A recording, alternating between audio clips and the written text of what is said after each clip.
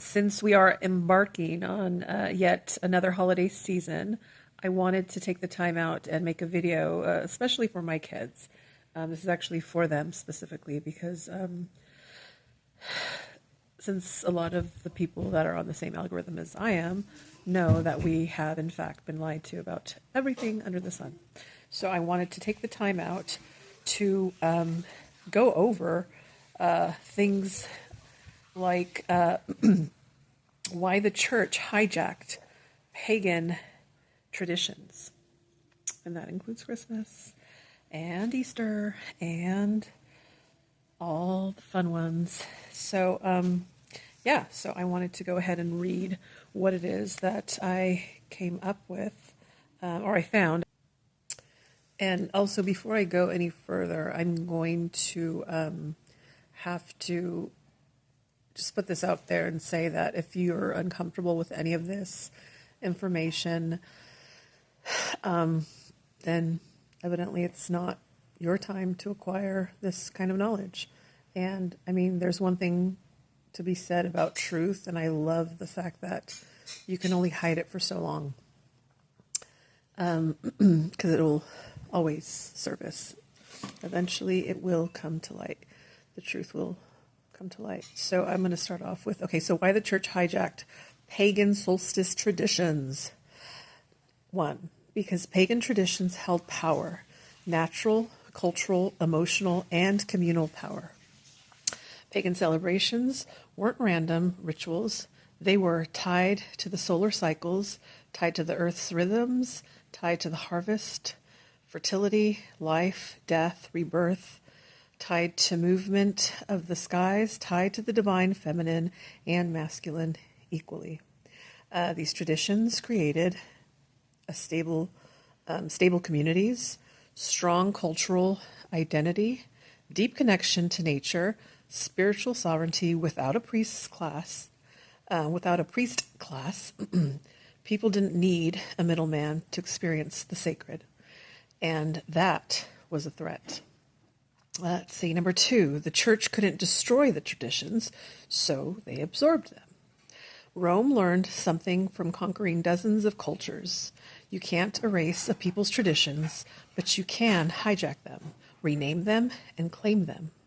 So they took the winter solstice, rebirth of the sun, S-U-N, renamed it Christmas. The spring equinox was fertility, new life, renamed it Easter. Samhain, essentially, Samhain, ancestor honoring, renamed it All Saints' Day. Yule turned into Christian midwinter customs. Saturnalia, feasts, folded into Christmas revelry. This was strategic, a psychological assimilation. And let's go down to number 3. They demonized pagans because nature, centered spiritually, was uncontrollable. I love that part. It's kind of like how they did with the natives. They had to vilify them in those Hollywood movies and have them be the, cowboys and Indians. The Indians are always the bad, right? Same goes for pagans. And so, I'll read that again. They demonized pagans because nature-centered spirituality was uncontrollable. Pagan traditions didn't require books, didn't require priests, didn't require confession, didn't require money, didn't require institutions. If you can connect directly to nature, the stars, your ancestors, and the seasons, you don't need a church. This made pagan cultures immune to centralized control. So what did the church do? Well, let me tell you. They demonized the practices they couldn't control. Sound familiar? Government. They declared the earth as fallen, the body as sinful, sexuality as dirty, feminine divinity as heretical, nature spirits as demons, and any non-Christian ritual as witchcraft.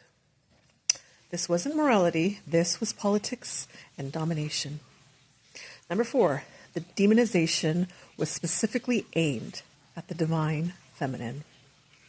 Mary Magdalene. Here we go.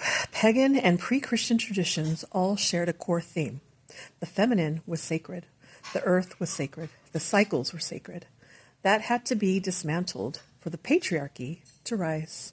So they erased goddesses, destroyed priestesses, cultures, burned midwives, and herbalists, called wise women witches, replaced the sacred feminine with male clergy, elevated a single male god figure, removed all cosmic balance. This is why nature worship was branded evil. It honored what the church wanted to erase. Number 5. They didn't adopt pagan customs because they respected them. They adopted them to erase them.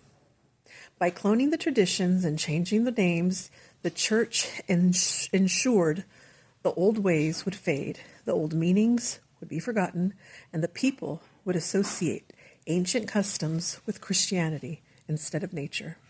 This is cultural colonization. Spiritual rebranding, a takeover of consciousness. They weaponized familiarity. We'll give you the holiday, but you'll celebrate it our way, with our symbols, with our name. That is how they won. And the winners always write history, right? Number 6. Ultimately, this was about controlling human spirit. Pagan traditions taught self-governance, inner sovereignty, harmony with nature, direct access to the divine, cycles of renewal, personal empowerment.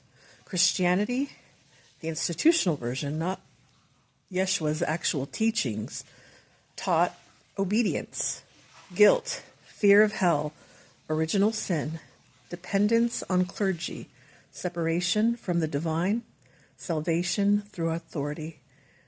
Two completely opposing systems, and the one that kept people weak, dependent, and easier to rule is the one that was enforced. Okay, so the core truth of this, they hijacked pagan solstice traditions because you can't enslave a population that remembers its connection to nature, the cosmos, the earth, and its own divinity. You have to sever that connection and then replace it with the centralized authority. That is what happened. That is why it happened, and its effects are still alive today. Okay, so I have a lot more coming up that I want to share with my children and you too, if you're interested.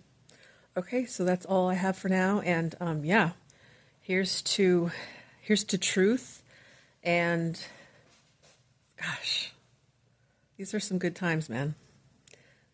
Exciting, and there's a lot to be said about how hard they're working to keep us disconnected to Source. And if you are a follower of Yeshua, you will know that what he said was where the power lies, where Source, God, the divine, the absolute, the original resides within. Heaven within. So it's up to the ones who know better to keep on speaking truth, to keep on seeking truth, and to fear nothing. Okay. Ciao. Mwah. To my babies. I love you.